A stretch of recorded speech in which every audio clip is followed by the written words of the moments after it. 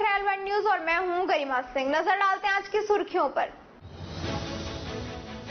राबड़का में चोरों ने कई घरों के तोड़े ताले, 32,000 की नकदी सहित जेवरात किए चोरी।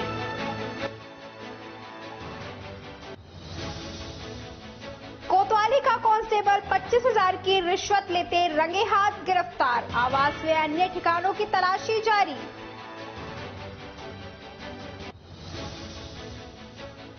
भिवाड़ी की कंपनियों की पार्किंग से आए दिन होने लगी है बाइक चोरियां।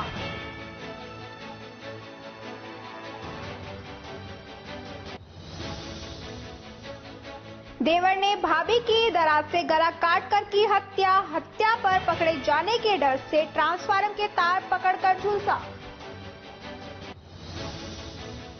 योग से रोगों से मुक्ति पाने के साथ साथ इनसे दूर भी रह सकते हैं। राजगढ़ कस्बे की खाद बीज व्यवसायी की पुत्री रितिका खंडेलवाल ने योग को अपनी रुचि बताते हुए महिलाओं को 30 से 40 मिनट का समय निकालकर योग करने के लिए प्रेरित किया और परिवार को भी इसके लिए प्रेरित कर स्वस्थ बनाए रखने के लिए बोला। रितिका ने बताया कि वह प्रतिदिन योग करती है। उसे 4 साल पहले अपनी पत्नी मनीष खंडेलवाल से प्रेरणा मिली, तभी से यह नियमित योग कर रही है। जय श्री कृष्णा। मेरा नाम रितिका खंडेलवाल है। मैं जयपुर से। मेरे पापा का नाम मिस्टर अशोक कुमार ममुड़िया है, जो राजगढ़ में खाद बीज का व्यवसाय करते हैं। आज से 4 साल पहले से मैं योग से जुड़ी हुई हूँ। 2 साल पहले मैंने योग में शिक्षा ली। अभी 2 साल से नियमित योग की कक्षाएं ले रही हूँ। जयपुर में कर्मा योग संस्थान के माध्यम से नियमित योग की कक्षाएं मैं लेती हूँ, ऑनलाइन व ऑफलाइन माध्यम से।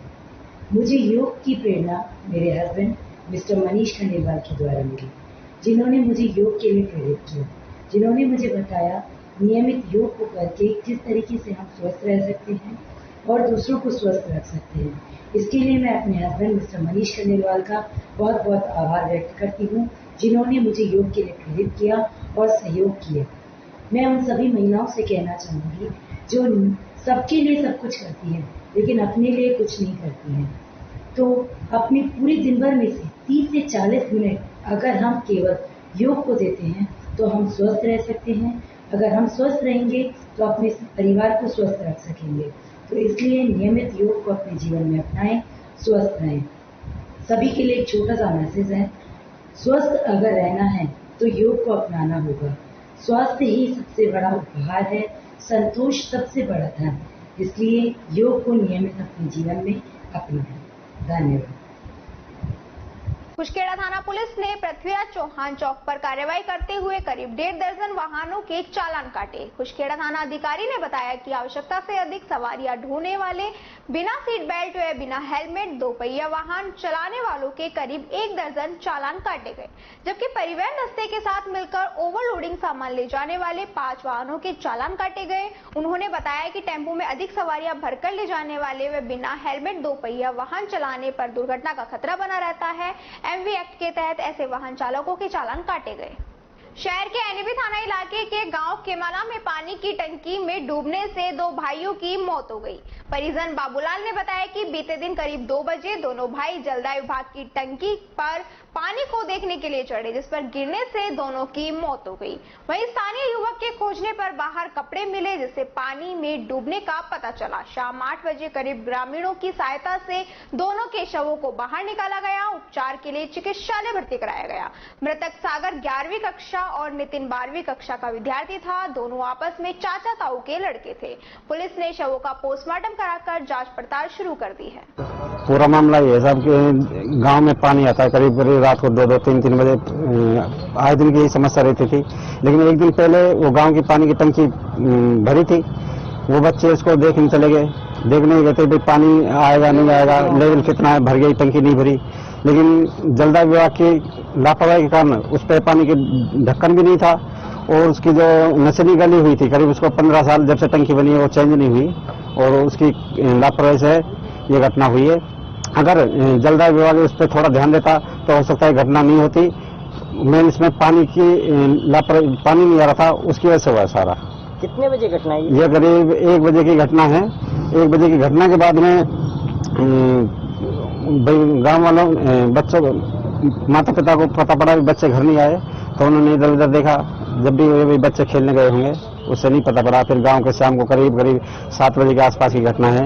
उन्हीं के परिवार का बच्चा एक शमशान घाट के पास गया तो उन्होंने देखा जहां पानी की टंकी लगी हुई थी तो वहां कपड़े खुले हुए थे।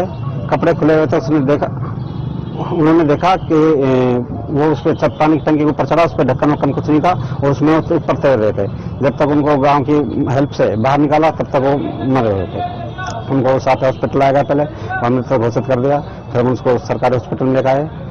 क्या नाम है आपका? मेरा नाम बाबूलाल है। मामले की पुलिस में रिपोर्ट दर्ज किया? अभी थानेदार जी हैं राजेश जी, वो मौके मामला रात को चले गए थे। वो घटनाक्रम की सारी घटनाएं लिखित में लेकर आए हैं। अभी फिलहाल वो मौजूद नहीं पहुंचे हैं। क्या नाम है आपका?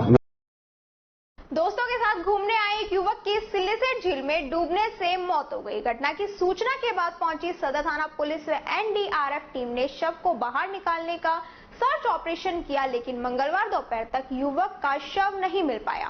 टीम का शव को झील में डूबने का लगातार प्रयास जारी है। सदर थाना प्रभारी राजेश शर्मा ने बताया कि सोमवार देर शाम करीब 8:30 बजे सूचना मिली थी कि कोई व्यक्ति सिल्लीसेठ झील में कूद गया। सूचना के बाद मौके पर पहुंची और शाम को ढूंढने का प्रयास किया। लाश नहीं मिलने पर मंगलवार को एसडीआरएफ की टीम सर्च ऑपरेशन कर रही है। पूछताछ के सामने आया कि बहरोड के ग्राम तसिंग निवासी संदीप प्रजापत अपने 3 दोस्तों के साथ बाइक पर सिल्लीसेठ झील घूमने के लिए आया था। इस दौरान वह सिल्लीसेठ झील में कूद गया। सूचना के बाद रात को मौके पर पहुंचे और रात्रि में शव को तलाशना संभव नहीं हो सका। उसके बाद मंगलवार सुबह से एसडीआरएफ की टीम की सहायता से सबको ढूंढने का प्रयास किया जा रहा है। शव मिलने के बाद मामले में अग्रिम कार्रवाई की जाएगी। देखिए, कल करीब 8 साढ़े 8 बजे सूचना मिली थी कि सिल्लीसेठ झील में कोई व्यक्ति कूद गया है। जिस पर कल भी मौके पर आए थे और मालूमात करने से पता लगा कि ये 4 व्यक्ति थे, एक साथ यहाँ मोटरसाइकिल लेकर घूमने के लिए आए थे। इनमें से एक व्यक्ति संदीप पुत्र लक्ष्मण प्रजापत, ये तसिंग गांव का रहने वाला है, ये इस झील में कूद गया और उसके बाद रात्रि को तलाशना संभव नहीं हुआ। आज सुबह मॉर्निंग में एसडीआरएफ की टीम और पुलिस की टीम संयुक्त रूप से यहाँ मृतक जो है कूदा है उसकी बॉडी की तलाश कर रही है झील में, और अभी तक तलाश के दौरान मिली नहीं है और लगातार प्रयास कर रहे हैं। अलवर शहर की अंबेडकर नगर स्थित संबल भवन में चंद्र प्रभु विकलांग कल्याण समिति की ओर से निःशुल्क नेत्र जांच एवं सेरेब्रल पाल्सी शिविर का आयोजन किया गया। यह शिविर ओम आयुर्वेद आई केयर सेंटर गुरुग्राम व श्री चंद्र प्रभु विकलांग कल्याण समिति अलवर राजस्थान के संयुक्त तत्वाधान में आयोजित किया गया, जिसमें डॉक्टर भारत भूषण के सेरेब्रल पाल्सी के 5 व आंखों के 47 मरीजों की जांच करके चिकित्सा संबंधी परामर्श दिए गए। इस शिविर में श्री चंद्र प्रभु विकलांग कल्याण समिति के अध्यक्ष अशोक जैन, महामंत्री नरेश जैन, सुरेश चंद्र जैन व अनेक गणमान्य व्यक्ति मौजूद रहे। मेरा नाम दिव्यांश है, मैं झुंझुनू राजस्थान शहर का रहने वाला हूँ। मेरे कुछ टाइम पहले आंख में चोट लग गई थी फुटबॉल खेलते टाइम, तो मैंने डॉक्टर को दिखाया था। डॉक्टर ने बोला मेरा कॉर्निया डैमेज हो गया है, या तो कॉर्निया चेंज करना पड़ेगा या फिर कॉर्निया का ऑपरेशन करना पड़ेगा। तो किसी कारण से मैं ऑपरेशन नहीं करा पाया।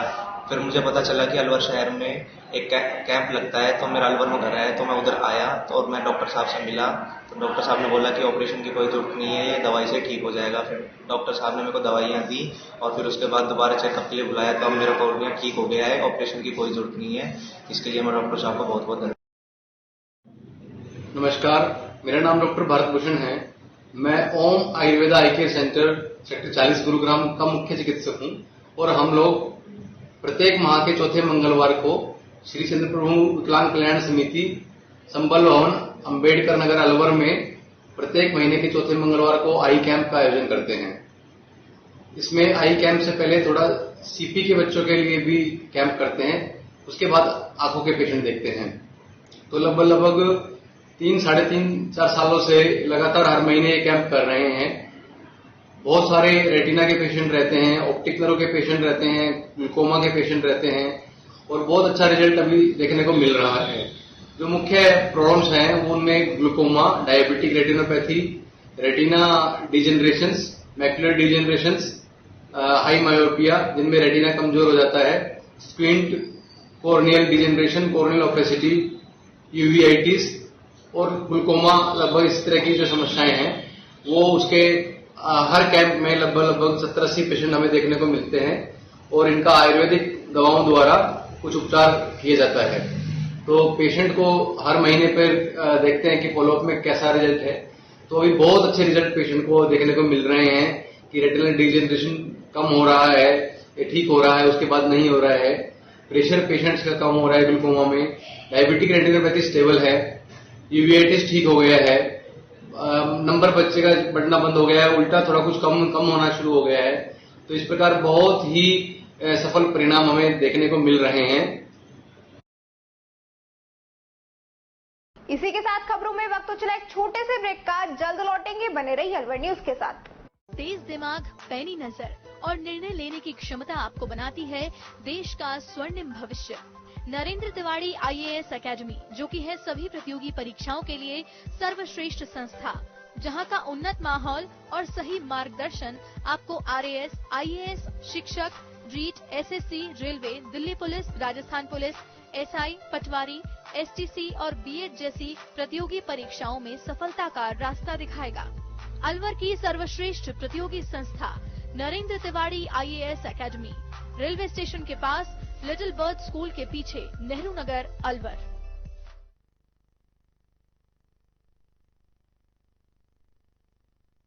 अलवर वासियों के दिल में अपनी अलग पहचान बना चुके त्रिहान ग्रुप खास आपके लिए लेकर आए हैं नगर विकास न्यास अलवर द्वारा अनुमोदित अलवर की बेहतरीन अफोर्डेबल आवासीय योजना, जिसमें आपके लिए उपलब्ध है सुरक्षित जीवन शैली, वो भी सिर्फ नाम मात्र की कीमतों में।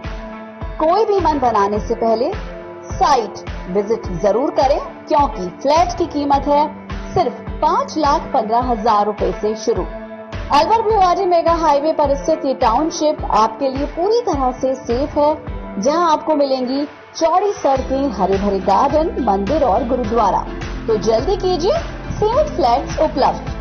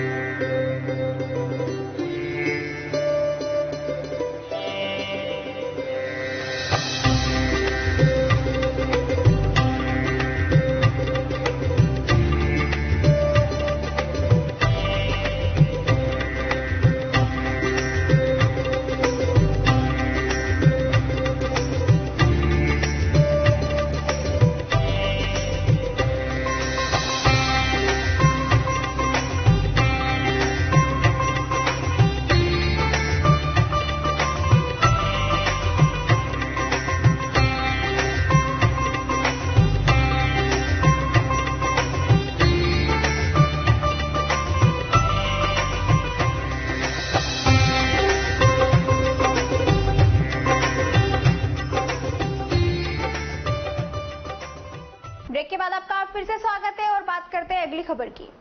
टपुकड़ा के समीपवर्ती खुशखेड़ा थाना क्षेत्र के राबड़का गांव में सोमवार मंगलवार की मध्य रात्रि चोरों ने कई घरों के ताले तोड़ करीब 32,000 की नकदी सहित जेवरात चोरी कर लिए। ग्राम पंचायत महेश्वरा के पूर्व सरपंच नरेंद्र यादव निवासी राबड़का ने बताया कि सोमवार देर रात अज्ञात चोरों ने राम कुमार पुत्र शादीराम के घर से एक बक्सा चोरी कर लिया, जो पास के ही खेत में पड़ा मिला, जिसमें रखे 7,000 रुपए चोर चोरी कर ले गए। रावत पुत्र हंसराम के घर का जंगला तोड़ दिया, लेकिन जगह होने पर वह भाग गए। नेमीचंद पुत्र राजकुमार के घर से 25,000 की नकदी व पुत्री की सगाई के लिए बनाए गए जेवरात चोरी कर ले गए।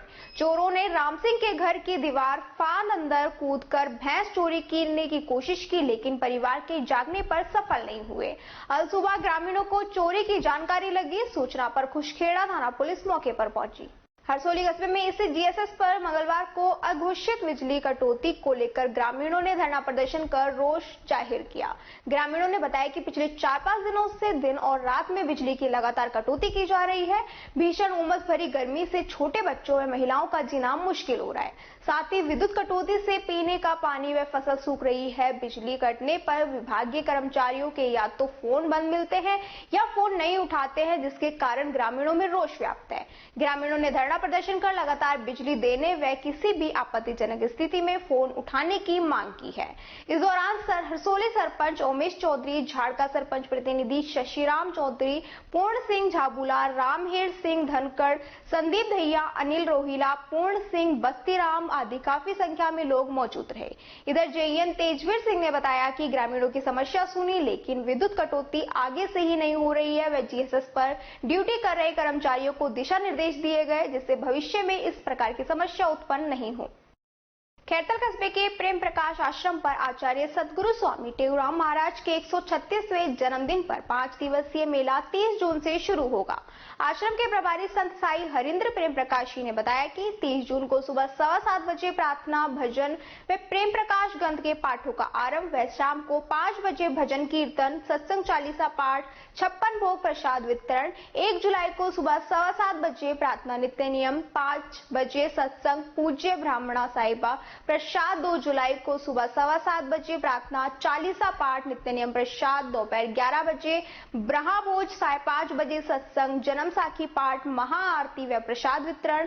3 जुलाई को सुबह 7:15 बजे प्रार्थना, नित्य नियम आरती व प्रसाद वितरण। दोपहर 10 बजे जनेऊ धारण संस्कार, शाम 5 बजे सत्संग, जन्म साखी पाठ, प्रेमियों के घर पर जन्मोत्सव की मौज। 4 जुलाई को सुबह 7 बजे प्रार्थना, भजन कीर्तन, पाठों का भोग, कन्या भोज, 5:30 बजे भजन कीर्तन, सत्संग व सांस्कृतिक कार्यक्रम व केक का भोग व प्रसाद वितरण किए जाने के साथ समापन होगा। उन्होंने बताया कि इस दौरान भोजपुर के प्रसिद्ध शहनाई वादक पेशुराम व उनके सहयोगी निरंतर अपनी शहनाई वादन का फन दिखाएंगे। रैनी पंचायत समिति क्षेत्र के माचाड़ी मोहर सिंह मीना सहित अन्य ग्रामीणों ने अतिरिक्त जिला कलेक्टर प्रथम अखिलेश कुमार को मुख्य कार्यकारी अधिकारी राजस्थान धरोहर संरक्षण व पदोन्नति प्राधिकरण के पत्र के जवाब में सबूता सहित ज्ञापन दिया। गौरतलब रहे कि मध्यकालीन भारत में माचाड़ी में जन्मे हेमू नामक साधारण व्यापारी ने अपनी प्रतिमा के दम पर सूरी राजवंश के समय सेनापति व प्रधानमंत्री बने। हुमायूं की मृत्यु के बाद मुगलों को परास्त कर दिल्ली के अंतिम सम्राट हिंदू बने। वीर हेमू ने विक्रमादित्य की उपाधि धारण की। वीर हेमू ने अपने नाम के सिक्के चलाए। पानीपत के दूसरे युद्ध में वीर हेमू की आंख में तीर लगने से वे घायल हो गए, जिनको मुगलों ने बंदी बनाकर हत्या कर दी। माचाड़ी के रहने वाले इस हिंदू सपूत को आज माचाड़ी में कोई नहीं जानता। इसके साक्ष्य के रूप में अब्दुल फजल का इकबरनामा, मेजर डब्ल्यू का प्लाउट का अलवर डिस्ट्रिक्ट गजेटियर सन 1878, मायाराम का अलवर डिस्ट्रिक्ट गजेटियर हरियाणा विद्यालय शिक्षा बोर्ड की कक्षा 8वीं की सामाजिक विज्ञान की पुस्तक प्रस्तुत की। इन सभी साम्यकालीन व राजकीय दस्तावेजों में हेमू विक्रमादित्य को माचाड़ी अलवर का निवास बताया गया तथा अंतिम भारतीय हिंदू सम्राट के रूप में उल्लेख किया गया। इस आधार पर ग्रामीणों ने माचाड़ी में हेमू का पैनोरामा बनाने की मांग की है। इस अवसर पर मोहर सिंह, नागपाल, ओम प्रकाश, रतन, भोलू, बसंत, कमलेश आदि मौजूद। इसी के साथ खबरों में वक्त तो चला एक और छोटे से ब्रेक का, जल्द लौटेंगे, बने रहिए अलवर न्यूज के साथ। अब आपके शहर अलवर में मेडिकल और इंजीनियरिंग प्रवेश परीक्षा, नीट और जेईई की तैयारी करने वाले स्टूडेंट्स को कोटा या जयपुर जाने की आवश्यकता नहीं। विजन साइंस एकेडमी आपके शहर में चला रहा है करियर इंस्टीट्यूट, जिसमें जाने माने अनुभवी, समर्पित और विश्वसनीय टीम है, जिसने पिछले 10 सालों में शहर को 1100 से अधिक डॉक्टर्स, इंजीनियर्स दिए हैं, जिसके फाउंडर एंड चेयरमैन है प्रदीप बख्शी। पूरी तरह वातानुकूलित विजन साइंस एकेडमी जेईई व नीट के साथ साथ कक्षा 9 से 12 तक आरपीएससी व सीबीएसई व फाउंडेशन और बोर्ड परीक्षाओं की तैयारी भी करवाता है। यहाँ समय समय पर स्टूडेंट्स के मोटिवेशन के लिए सेमिनार आयोजित किए जाते हैं। कहीं भी एडमिशन लेने से पहले एक बार विजन साइंस एकेडमी की विजिट जरूर करें। हमारे यहाँ वाहन एवं हॉस्टल सुविधा भी उपलब्ध है। हमारा पता है वैशाली नगर A162 नजदीक भैरूबक स्वीट्स अलवर। हमारी दूसरी ब्रांच रामगढ़ के लिटिल फ्लावर कैंपस में भी चल रही है। हमारे कॉन्टैक्ट नंबर है 9928335336। 9928532533 9828128120। अलवर ब्रांच में हमने विजन साइंस कैरियर की जो ब्रांच डाली है, इसमें हमने टोटली फैकल्टी आउटसाइड से हायर की है। हमारा उद्देश्य गर्ल्स ओरिएंटेड एक अच्छा इंस्टीट्यूट देने का है। Learning cafe development at 360 degree 5th to 9th class English medium batch admission started. Biology batch for NEET foundation also available. Unique features of the course: subject included math, science and English, digital and smart classroom, science and math lab, academic development activities, communication and personal development activities. Director Mr. Varun Agrawal. Contact number 7023613146. नमस्कार, मेरा नाम वरुण अग्रवाल है और मैं learning cafe का director हूँ। हमारी ये संस्था खैतल में मातौर रोड पर स्थित है। हमने ये संस्था 5th से 9th क्लास के स्टूडेंट्स के लिए ओपन की है, जिसका हमारा मुख्य उद्देश्य है बच्चों में कुछ एक्स्ट्रा स्किल्स का डेवलपमेंट करना है, जैसे उनमें एकेडमिक इंप्रूवमेंट, कम्युनिकेशन और पर्सनल डेवलपमेंट, सेल्फ डिसिप्लिन और सेल्फ कॉन्फिडेंस, जिसके लिए हमने अनेक प्रकार की एक्टिविटीज को प्रिपेयर किया है। कम्युनिकेशन में भी अनेक प्रकार की एक्टिविटीज को तैयार किया है। बच्चों के लिए हमने यहाँ पे डिजिटल क्लासेस, एबी ऑडियो वीडियो क्लासेस और लैबोरेटरी को तैयार किया है, जिसमें बच्चे कुछ प्रैक्टिकल करके उन चीजों को समझ सकते हैं और अपने अंदर की जो पढ़ाई के डर और पढ़ाई के लिए जो बोरियत है उसको खत्म करके पढ़ाई के रियल मकसद को समझ सकते हैं। अब इसके अलावा पर्सनल और कम्युनिकेशन डेवलपमेंट से बच्चे एक क्राउड में अपने आप को कभी भी असहज महसूस नहीं कर सकते। Address learning cafe near mummy papa general store, Agrasen circle, Mataur road, Khairthal. Break के बाद आपका फिर से स्वागत है और बात करते हैं अगली खबर की। कृषि विभाग रामगढ़ की तरफ से पंचायत समिति सभागार में राज्य सरकार की तरफ से सत्र 2022-23 में कृषि के लिए दिए गए बजट का कृषि संयंत्र, पाइपलाइन, खेतों की तारबंदी, जल संग्रह के लिए जोर खुदाई, फलदार पौधों की बागवानी सहित विभिन्न योजनाओं का कृषक साथी योजनाओं के क्रियान्वयन के लिए कार्यशाला का आयोजन किया गया, जिसमें कृषि विभाग के जिला निदेशक कृषि विस्तार बाल मुकुंद चंद शर्मा ने विस्तार से जानकारी दी और बागवानी और तारबंदी से संबंधित जानकारी उद्यान विभाग अलवर के कृषि पर्यवेक्षक मनोज जैन द्वारा फलदार बगीचा लगाने, प्याज भंडारण, सूक्ष्म सिंचाई व अन्य योजनाओं के बारे में विस्तार से जानकारी दी गई। डॉक्टर अशोक मिश्रा द्वारा पशुपालन संबंधी योजनाओं के बारे में जानकारी दी गई। अमुखीकरण कार्यशाला में प्रारंभ में कार्यशाला में आए तहसीलदार घमंडीलाल मीणा, उप प्रधान अतर सिंह, कृषि विस्तार निदेशक बाल मुकुंद शर्मा, उद्यान विभाग के कृषि पर्यवेक्षक मनोज जैन, पशुपालन विभाग के डॉक्टर अशोक मिश्रा का सहायक कृषि निदेशक रामगढ़ राधेश्याम गुजर, सहायक कृषि निदेशक धर्म सिंह गुजर, मुबारकपुर कृषि पर्यवेक्षक तिलक सिंह सहित रामगढ़ पंचायत समिति में कार्यरत सभी कृषकों का द्वारा सम्मानार्पण कर स्वागत किया गया। कार्यशाला में क्षेत्र के 100 विकसित किसानों सहित अनेक सरपंच, पंचायत समिति सदस्य और जिला पार्षद मौजूद रहे। खेड़ी कस्बे के निकटवर्ती ग्राम पंचायत सालवाड़ी के गांव कंचन के पास में एक युवक ने अपनी ही भाभी के धरातल से गला काट हत्या कर दी। थाना अधिकारी राजवीर सिंह शेखावत ने बताया कि सोमवार रात्रि जिला मुख्यालय से ग्राम कंचन के पास में एक महिला की हत्या की जानकारी मिली, जिस पर पुलिस मौके पर पहुंची, जहां महिला लूहालून अवस्था में पड़ी हुई थी, जिसे खेरली रेफर कर अस्पताल ले आया, जहां चिकित्सकों ने उसे मृत घोषित कर दिया, जिसकी शिनाख्त संता पत्नी विनोद ब्राह्मण के रूप में हुई। घटना के संदर्भ में मृतका के पति विनोद पुत्र राम अवतार ने मामला दर्ज करवाया कि सोमवार सुबह करीब 6 बजे वह भाई के बच्चे को दिखाने सालवाड़ी चला गया था। पीछे से पत्नी संता, मेरे छोटे भाई योगेश उर्फ काड़ा की आपस में कहासुनी हो गई, जिस पर योगेश उर्फ काड़ा ने मेरी पत्नी को दरात से जगह जगह से काट दिया, जिसे बचाने मेरी मां तारा देवी गई तो उस पर भी दरात से वार कर उसका हाथ काट दिया। मेरे छोटे भाई ने मेरी पत्नी की दरात से काटकर हत्या कर दी। मेरी पत्नी की हत्या करने के बाद मरने के लिए ट्रांसफार्मर पर बिजली के तार पकड़ लिए, जिससे लाइन फाइट हो गई और वह झुलस गया। उधर मृतका के परिजनों ने बताया कि लगभग 5 वर्ष पूर्व योगेश उर्फ काड़ा ने मृतका के 6 वर्षीय पुत्र को गहरे कुएं में डालकर मार दिया था। जब विनोद पुत्र रामोतार ने भी घटना के संदर्भ में रिपोर्ट दर्ज नहीं करवाने दी। यदि उस समय रिपोर्ट दर्ज करा दी गई होती तो संभवतः यह दुर्घटना नहीं होती। गौरतलब है कि मृतका और उसकी छोटी बहन का लगभग 27 वर्ष पूर्व विनोद पुत्र रामावतार व योगेश पुत्र रामावतार के साथ विवाह हुआ था, जिसमें विनोद के एक पुत्र हुआ, जिसमें 6 वर्ष पूर्व योगेश ने कुएं में डालकर उस पुत्र को मार दिया। योगेश ने 12 वर्षीय व 10 वर्षीय 2 पुत्र हैं।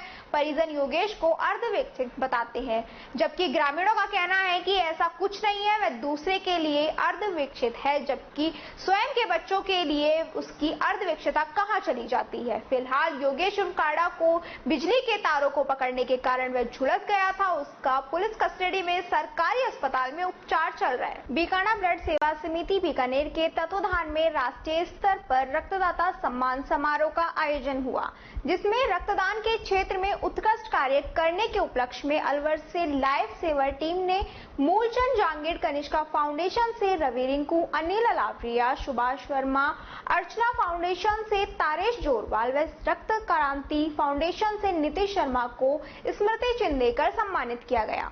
कार्यक्रम संयोजक रवि पारिक ने बताया कि समारोह के अतिथि अशोक मोदी, संचालक लोटस डेयरी व्यापार महासंघ के अध्यक्ष जुगल राठी, डॉक्टर मदन मोहन, सामाजिक कार्यकर्ता रामेश्वर दास सोनी आदि थे। कार्यक्रम में बीकानेर, मध्य प्रदेश, गुजरात, दिल्ली, उत्तराखंड, हरियाणा, कोलकाता, बिहार, उड़ीसा, पंजाब, पश्चिमी बंगाल सहित राजस्थान राज्यों से रक्तदाता और संस्थाओं के सदस्य शामिल हुए। समारोह के दौरान बीकाना टीम से मुकुंद चंद ओझा, घनश्याम ओझा, अनुरुद्ध चांडक, दीपक पंडित, प्रदीप सिंह, रूपावत आदि सदस्य मौजूद रहे। ऑयल एवं प्राकृतिक गैस कॉर्पोरेशन नई दिल्ली एवं आवास संस्था जयपुर के संयुक्त तत्वाधान में राजगढ़ पंचायत के ग्राम नया गांव बोलका काली पहाड़ी दौलतपुरा में संस्था ने सैनिटरी पैड वितरण कार्यक्रम आयोजित किया। संस्था की सुमन योगी ने महिलाओं एवं किशोरियों को मानसिक धर्म पर होने वाली बीमारियों एवं बचाव के बारे में समझाया व सैनिटरी पैड का उपयोग करने को कहा। महामारी के समय स्वच्छता रखने से गंभीर संक्रमण से बचा जा सकता है। शिविर में करीब 160 महिलाएं व किशोरियों ने भाग लिया, जिनको 600 सैनिटरी पैड का वितरण किया गया। इस अवसर पर श्याम सुंदर पारिक, आशा कार्यकर्ता इंदिरा, रेखा व कृपया सहित ग्राम की महिलाओं ने भाग लिया। भिवाड़ी औद्योगिक नगरी की कंपनियों की पार्किंग में बाइक चोरों की नजरें हैं। चोर पार्किंग से सहज ही आए दिन बाइक चुरा कर रफू चक्कर हो रहे हैं। भिवाड़ी थाना तहत बीते दिन हरन कंपनी में काम करने वाले ओमवीर सैनी पुत्र राजपाल सैनी निवासी छतरपुर थाना खतौली जिला मौजपुर नगर उत्तर प्रदेश हाल निवासी नाहर सिंह कॉलोनी मनसा चौक की बाइक कंपनी के बाहर बनी पार्किंग से चोर बाइक चोरी कर फरार हो गए। पीड़ित ने भिवाड़ी थाने में बाइक चोरी की शिकायत दर्ज करवाई। वहीं थाना पुलिस ने पीड़ित की शिकायत कर मामला दर्ज कर आसपास लगे सीसीटीवी कैमरों की सहायता से बाइक चोरों की तलाश शुरू कर दी है।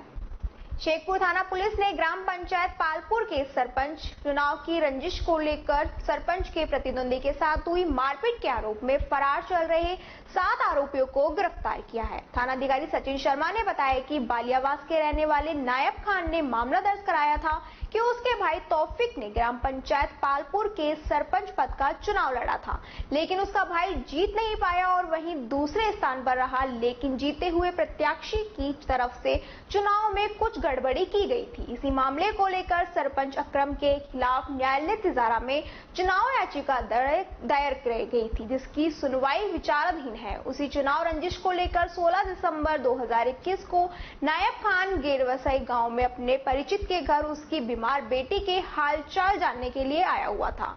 उसी वक्त आरोपी मोहम्मद अली अब्बास, अक्सर, आरिफ, फज्जू, साहिद, साहूकार खान आरोपियों ने परिवादी के साथ लाठी, फरसी व अवैध देसी हथियार के साथ मारपीट कर गंभीर घायल कर दिया।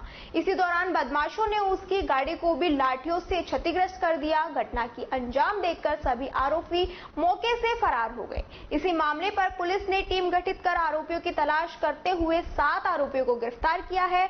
मामले में फरार चल रहे एक और आरोपी की तलाश जारी है।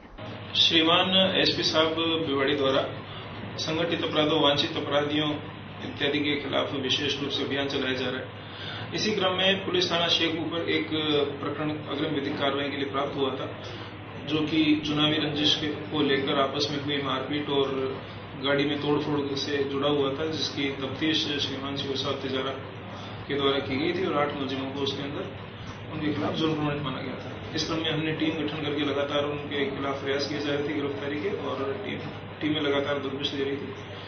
कल हमें उसमें सफलता मिली और 7 मुलजिमों को, 8 में से कुल 7 मुलजिमों हमने गिरफ्तार कर लिए, और गाड़ी में तोड़फोड़ और मारपीट में जो अलामत काम लिए गए थे वो बरामद कर लिए गए हैं।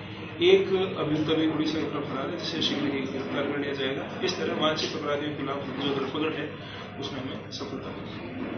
एसीपी मुख्यालय के निर्देश पर जयपुर नगर द्वितीय इकाई ने कार्रवाई करते हुए सहीराम कांस्टेबल पुलिस थाना कोतवाली अलवर शहर को परिवादी से 25,000 रुपए की रिश्वत लेते रंगे हाथों गिरफ्तार किया। भ्रष्टाचार निरोधक ब्यूरो के अधिकारी अभिषेक पारिक ने बताया कि एसीपी की जयपुर नगर द्वितीय इकाई को परिवादी ने शिकायत दी कि उसके पुत्रों के विरुद्ध थाना कोतवाली अलवर में दर्ज ST-SC के प्रकरण में उसकी जांच उप निरीक्षक पुलिस ST-FSC सेल अलवर कर रहे हैं। वे FIR लगवाने की अवैध में सहीराम कांस्टेबल पुलिस थाना कोतवाली अलवर शहर 50,000 रुपए की रिश्वत राशि मांगकर परेशान कर रहा है, जिस पर एसीपी जयपुर द्वितीय नगर के अतिरिक्त पुलिस अधीक्षक राजपाल गोदारा के नेतृत्व में शिकायत का सत्यापन कराकर उप निरीक्षक पुलिस अभिषेक पारिक व उनकी टीम ने अलवर में ट्रैप कार्रवाई करते हुए सहीराम पुत्र सिब्बा सिंह निवासी डीग जिला भरतपुर हाल कांस्टेबल पुलिस थाना कोतवाली अलवर शहर को परिवादी से 25,000 रुपए की रिश्वत लेते रंगों हाथों गिरफ्तार किया। एसीपी के अतिरिक्त महानिदेशक पुलिस दिनेश NM के निर्देशन में आरोपी से पूछताछ जारी है। एसीपी मामले में भ्रष्टाचार निवारण अधिनियम के अंतर्गत प्रकरण दर्ज कर अग्रिम अनुसंधान किया जाएगा। उन्होंने बताया कि इस संबंध में SC-ST सेल के DSP की भूमिका की जांच की जाएगी और जांच के बाद ही कुछ कहा जा सकता है। ये जयपुर एसीबी को कंप्लेनेंट है यहाँ के, उनकी तरफ से शिकायत मिली थी कि उनके पुत्रों और परिजनों के खिलाफ थाना कोतवाली में SC-ST एक्ट का एक प्रकरण दर्ज है, जिस प्रकरण में जो प्रकरण की जांच जो CO SC-ST सेल अलवर कर रहे हैं, उस प्रकरण में FR लगवाने के लिए थाना कोतवाली का सहीराम कांस्टेबल है, वो कंप्लेनेंट से 50,000 रुपए की रिश्वत की मांग कर रहा था। तो सत्यापन के बाद आज परिवादी से 25,000 रुपए रिश्वत लेते हुए सहीराम कांस्टेबल को गिरफ्तार किया है। क्या इसमें DSP का भी कहीं रोल सामने आया है? अभी तक जो है मतलब सहीराम कांस्टेबल ने डिमांड करी और उसको गिरफ्तार किया है। आगे जो भी इन्वेस्टिगेशन होगी उससे सारी चीजें डिसाइड। कितने रुपए भी इसके पास नगद? 25,000 रुपए की रिश्वत। आगामी मानसून को देखते हुए नगर परिषद ने नालों की सफाई को लेकर कमर कस ली। आयुक्त व सभापति ने सेक्टर प्रभारियों एवं सफाई कर्मचारियों को व्यापक दिशा निर्देश दिए। नगर परिषद आयुक्त धर्मपाल जाट ने बताया कि मानसून से पहले ही लगातार शहर के 35 से अधिक नालों की सफाई रेगुलर कराई जा रही है। शहर में बेहतर ड्रेनेज सिस्टम न होने के कारण समस्या हर बार रहती है, इसलिए लगातार छोटे एवं बड़े नालों की सफाई व मॉनिटरिंग की जा रही है। साथ ही शहर के कुछ नाले जिनमें बारिश के समय में प्लास्टिक व बोतल नेक्स्ट मटेरियल के कारण रुकाव आ जाता है, उन्हें अलवर में मानसून को देखते हुए नगर परिषद ने नालों की साफ सफाई को लेकर कमर कस ली। आयुक्त व सभापति ने सेक्टर प्रभारियों एवं सफाई कर्मचारियों को दिशा निर्देश दिए। नगर परिषद आयुक्त धर्मपाल जाट ने बताया, मानसून से पहले ही लगातार शहर के 35 से अधिक नालों की रेगुलर सफाई कराई जा रही है। उन्होंने बताया, अलवर शहर में बेहतर ड्रेनेज सिस्टम न होने के कारण समस्या हर बार रहती है, इसलिए लगातार छोटे एवं बड़े नालों की साफ सफाई व मॉनिटरिंग की जा रही है। साथ ही शहर के कुछ नाले जिनमें बारिश के समय में प्लास्टिक एवं बोतल नेक्स्ट मटेरियल के कारण रुकाव आ जाता है, उन्हें बारिश के दौरान ही सफाई कर्मचारियों के द्वारा मैनुअल या JCB की सहायता से तुरंत ही साफ करा दिया जाता है। वहीं कॉल्वेट बॉक्स व नालों की टेंडर प्रक्रिया चालू कर दी गई है। इसके अलावा जहां पक्के नाले नहीं है, वहां पर भी 5 करोड़ रुपए के क्लस्टर टेंडर जारी किए गए हैं। गौरतलब है कि हर बार शहर में बारिश के समय के बाद में सड़कें तालाब बन जाती हैं। नालों के ओवरफ्लो के कारण पानी सड़कों पर आने के कारण लोगों को परेशानियों का सामना करना पड़ता है, तो वहीं मौसमी बीमारियों के बढ़ने का खतरा भी बढ़ जाता है। बरसात के दौरान ही सफाई कर्मचारियों के द्वारा मैनुअल या JCB की सहायता से तुरंत सफाई करवा दी जाती है। ऑलरेडी आपके संज्ञान में हो तो पिछले 1.5 महीने से जब से मैं आया हूँ, 1.5 महीने से लगातार हमने पहले ईयरमार्क कर लिए थे। 35 से प्लस नाले थे जिनको लगातार हमने साफ किया है, और 35 नालों के लिए लगभग मेरी 15 से 17 विजिट भी फील्ड में रही है। लेकिन नालों की सफाई का मामला एक ऐसा है कि इसको सप्ताह भर में आपने कर दिया तो फिर सप्ताह भर बाद में सिल्टिंग वापस हो जाती है, तो ये कंटिन्यूस प्रोसेस है। बड़े नाले भी ईयरमार्क कर लिए थे हमने। हाँ, अभी बारिश आई है तो चूंकि बारिश का एक वेल सिस्टमेटाइज्ड जो ड्रेन सिस्टम है वो अभी इस शहर में नहीं है, उसको विकसित किया जाना है। लेकिन अभी जो उपलब्ध नाले हैं जिनसे बारिश का पानी होकर गुजरता है, गंदा पानी होकर गुजरता है, उनकी डीसिल्टिंग करने का प्रोसेस अभी भी चल रहा है, पहले भी कंटिन्यूस रूप से चला है। लेकिन कुछ एक नाले महसूस हुआ मुझे फिल के दौरान कि उसमें कुछ बोटल नेक्स है जिनमें कहीं ना कहीं अटकाव आ जाता है, तो वो एकदम से ओवरफ्लो हो जाते हैं किसी सर्टेन पॉइंट पे, जिनमें हमने आइडेंटिफाई भी किए हैं, जैसे बिजली घर चौराहा हो गया, SMD सर्किल हो गया, ये जो इधर सिनेमा है इसके पास वाला इलाका हो गया। इसमें ऑलरेडी हमने इनको 8 जगह थी जिनको हमने चिन्हित किया था कि जहां ये बोटल नेक्स आता है। उसके लिए हमने एक टेम्परेरी सॉल्यूशन तो ये ढूंढा है कि हम हमारी टीमों को बारिश होने के दौरान ही रवानगी दे देते हैं और उन सर्टेन पॉइंट्स पे स्टेशन करवाते हैं कि वहां जो ही इस तरह की दिक्कतें हो तो जेसीबी से जेसीबी, मैनुअल हो तो मैनुअल, उस समस्याओं का समाधान करें। उनका तो समाधान नहीं हो जाता, फिर भी ओवरफ्लो हो जाता है, तो पानी का अपना है, बरसात का अपना कोई बात लिमिटेड रूप से बरसती नहीं है, उसको माफ करके बरसती है। शिकायतें अब भी हैं, कुछ सुधार की भी जरूरत है, तो वो लगातार प्रोसेस का हिस्सा है। जहां तक इसके स्थायी समाधान इन ब्लॉक्स के करने की बात है, तो कुछ जगह कलवर्ट बॉक्स का समाधान इंजीनियर्स ने सुझाया था। कलवर्ट बॉक्स के लिए मैंने परमिशन दे दी, एंड जारी कर दी है, टेंडर फ्लोट हो रहा है, वो हम उसका परमानेंट सोल्यूशन कर देंगे। और जहां तक कुछ नए नाले बनाने की बात है, तो वो जितने भी जनप्रतिनिधि साहिबानों से जो एस्टिमेट्स हमारे पास आए थे, वो टेंडर भी हमने फ्लोट कर दिए। इसके अलावा जैसे कई बार होता है कि पानी वहां रुक जाता है जहां क्रॉसिंग ठीक नहीं है, पक्का नाला नहीं है, तो ऐसे के लिए अलग से क्लस्टर वाइज हमने अप्रोच अपना करके और वहां भी लगभग 5 करोड़ के टेंडर हमने फ्लोट कर लिए, उनको कार्यादेश जारी आज ही हो जाएंगे। पुलिस और परिवहन विभाग भिवाड़ी के संयुक्त अभियान के तहत गत 22 जून से 7 जुलाई तक चलने वाले अभियान के तहत ओवरलोड वाहन बिना टैक्स चुकाए ही सड़कों पर दौड़ रहे वाहनों सहित अवैध खनन के माल का परिवहन करने वाले वाहनों की धरपकड़ व चालान किया जा रहा है। यूआईटी फेज 3 थाना भिवाड़ी के सामने परिवहन उप निरीक्षक दीपक भारद्वाज ने पुलिस के साथ मिलकर वाहनों के चालान बनाए और अनेकों वाहनों को जब्त भी किया। इसी तरह कोटकासिम में परिवहन उप निरीक्षक वेद प्रकाश ने कोटकासिम पुलिस के साथ मिलकर वाहनों के चालान काटे। इस दौरान एक पत्थर से भरे ओवरलोड डंपर व ईंटों से भरे ओवरलोड ट्रक ट्रॉली को जब्त किया। इसी दौरान परिवहन उप निरीक्षक वेद प्रकाश ने कोटकासिम बिजली निगम केंद्र में काम करने वाले निजी ठेकेदार के ट्रैक्टर को कमर्शियल काम में लेने की वजह उसे जब्त किया। ठेकेदार ने जबरदस्ती करते हुए ट्रैक्टर को पुलिस के कब्जे से छुड़ा लिया। मामला बिगड़ता हुआ देख आसपास के लोगों की भीड़ जमा हो गई। वहीं कोटकासिम थाने से पुलिस जाब्ते को बुलाया गया। पुलिस जाब्ते के आते ही ठेकेदार वहां से फरार हो गया। पुलिस ने ट्रैक्टर चालक को गिरफ्तार कर लिया और ठेकेदार की तलाश कर रही है। इधर परिवहन उप निरीक्षक भी ठेकेदार के खिलाफ मामला दर्ज करने की बात कर रहे हैं। क्या आज कार्रवाई की जा रही है? ये एसीएस होम साहब के आदेश से विभिन्न थानों की पुलिस के साथ मिलकर ओवरलोड और अन्य जो ऑफेंस हैं वाहनों के, उसमें कार्रवाई की जा रही है पूरे भिवाड़ी क्षेत्र में, तिजारा क्षेत्र में, कोटकासिम क्षेत्र में। तो कल शाम को टपूकड़ा में कार्रवाई की गई, डंपर को जब्त किया गया ओवरलोड में, और इसके अलावा अन्य चालान भी बनाए गए अन्य ऑफेंसेस में। और इसी क्रम में आज भिवाड़ी के यूनिवर्सिटी थाना और पूर्णराज थाने के साथ मिलकर भिवाड़ी क्षेत्र में कार्रवाई। लगभग कितनी कार्रवाई अभी तक की जा चुकी है आपकी तरफ से? कुल मिला के पिछले 5 दिन में 22 तारीख से ये अभियान चल रहा है, तो पिछले 5 दिन में करीब 70-75 के आसपास चालान बनाए गए हैं पूरे भिवाड़ी क्षेत्र में। तो किस तरह की कार्रवाई है? ओवरलोड या इसके अलावा और भी कोई कार्रवाई? ओवरलोड है, बिना परमिट वाहन चल रहे हैं उनके ऊपर कार्रवाई है, मालवाहिनी और अवैध वाहन जो चल रहे हैं जिनमें बच्चों को लेके जाते हैं, जैसे ये निजी वाहन जो होते हैं उसमें बच्चों को ले जाते हैं, निजी स्कूल से छोटे स्कूल को, उन पर कार्रवाई है। इसके अलावा हेलमेट, सीट बेल्ट जो रूटीन चेकअप में जो। खबरों में बस इतना ही। बने रहिए अलवर न्यूज के साथ। नमस्कार।